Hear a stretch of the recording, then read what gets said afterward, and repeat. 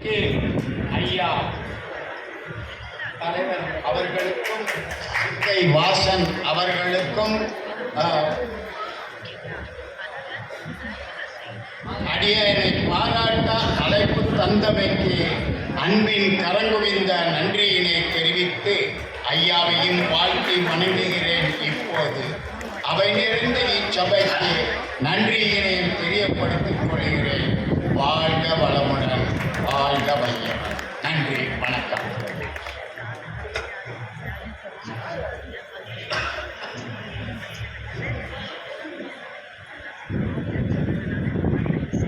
நிகழ்ச்சிக்கு வருகை தந்திருக்கும் இவரை பற்றி சொல்ல வேண்டும் என்றால், தனது சமூகத்திற்காக தன் வாழ்க்கையில் அத்துணை சேவைகளையும் அர்ப்பணித்த ஒருவர்.